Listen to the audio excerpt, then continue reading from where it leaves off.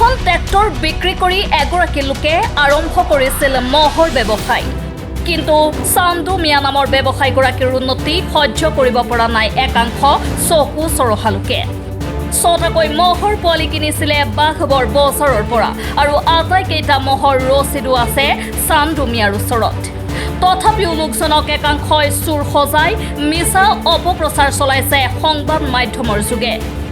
এই ঘটনা চেঙা সমষ্টিৰ আলুপতি আৰক্ষী থানাৰ অন্তৰ্গত ধৰ্মপুৰ গাঁৱৰ, য'ত দুদিনমান আগত চান্দু মিয়া নামৰ ব্যৱসায়ীজনক সমাজৰ মাজত হেয় প্ৰতিপন্ন কৰাৰ বাবে একাংশই ষড়যন্ত্ৰমূলকভাৱে সাংবাদিক মাতি আনি মিছা মন্তব্য দি বাতৰি সম্প্ৰচাৰ কৰিছিল। এটা মহ কুৰবানী দিয়াক লৈও চোৰৰ কেন্দ্ৰবিন্দু হৈ পৰিছিল চান্দু মিয়া নামৰ লোকজন। কিন্তু ঈদত কুৰবানী দিয়া মহটোৰো ৰচিদ দেখুৱাই দিলে চান্দু মিয়াই। এই ক্ষেত্ৰত স্থানীয় গাঁওবুঢ়াৰ মন্তব্য অনুযায়ী চান্দু মিয়া পূৰ্বৰ পৰাই শুদ্ধ ৰূপত আনৰ ক্ষতি নকৰাকৈ চলাই আহিছিল গৰু মহৰ সৰু ব্যৱসায়। কিন্তু একাংশ লোকে চান্দু মিয়াক মিছা অপবাদ দি সমাজৰ মাজত তেওঁৰ সন্মান লাঘৱ কৰাৰ চেষ্টা কৰে। শুনোৱা হওক এই সন্দৰ্ভত চান্দু মিয়া আৰু স্থানীয় লোকৰ কিছু মন্তব্য। আমার তিনটে ট্রাক্টর গাড়ি, দুটা গাড়ি আছে, একটা গাড়ি আমি 3 লাখ টাকা বিক্রি করছি, করে সেটা আমি 3 জোড়া বাচ্চা কিনছি। কিনে পরে আমি পাল দিয়েছি, একটা বাচ্চা আমি কোরবানি দিছি, অনুমান 3 মাস আগত কিনা আছিল, সবগুলো ওষুধ আছে।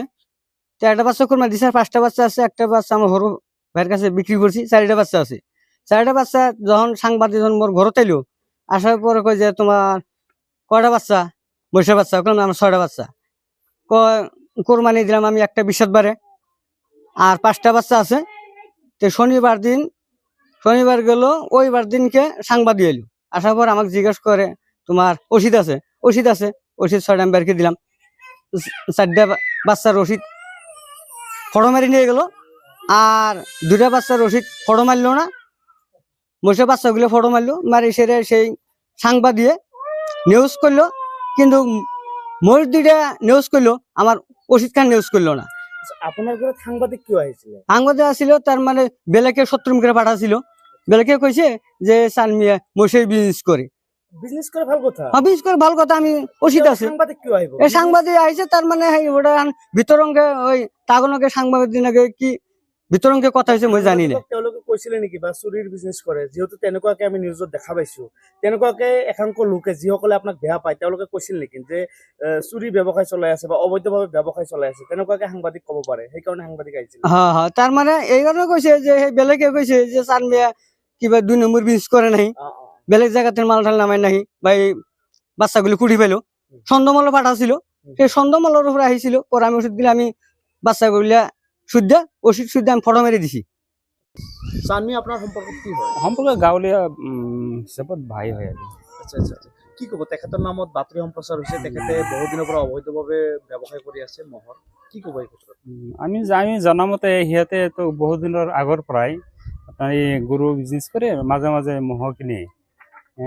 আমি জনামতে তেওঁৰ কোনো আৰু এই দুৰ্নীতিমূলকভাৱে বা কোনো ধৰণৰ এই ৰেকৰ্ড নাই, শুনা নাই যে আনৰ মহ বা গৰু আনি বিক্ৰী কৰে, সেনেকুৱা আমি তাক দেখা নাই আৰু। মানে এইটো কি সম্পূৰ্ণ মনে সজা নেকি? এনে মনে হোৱা যায়, মানে ভাবছো যে কিবা মানে আৰু সিহঁতৰ অলপ ভাল চলে তো, আৰ্থিক অৱস্থা ভাল, মানুহৰ মানে কিবা সতমি থাকে আৰু।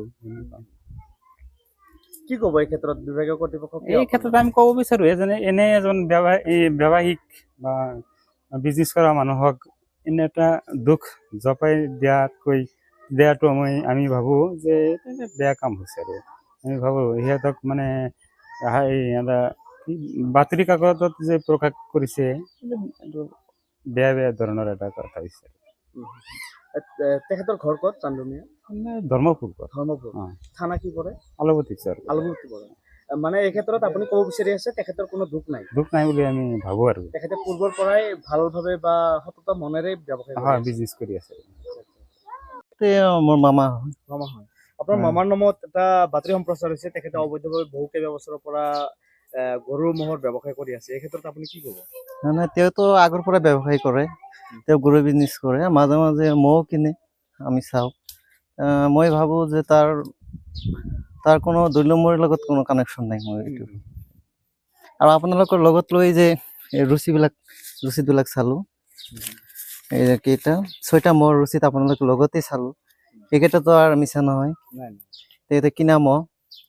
সেইকাৰণে এইটো মানে তাৰ যি কৰিছে, তাৰ যে আত্মসন্মান লৈ যিখিনি তেওঁলোকে চক্ৰ চলাইছে, সেইটো ভালকৈ মানে তদন্ত কৰিব লাগে আৰু তেওঁক ন্যায় দিব লাগে, এইটোৱে বিচাৰোঁ। নগৰবেৰাৰ পৰা লোকমান হুছেইনৰ ৰিপৰ্ট NV Live।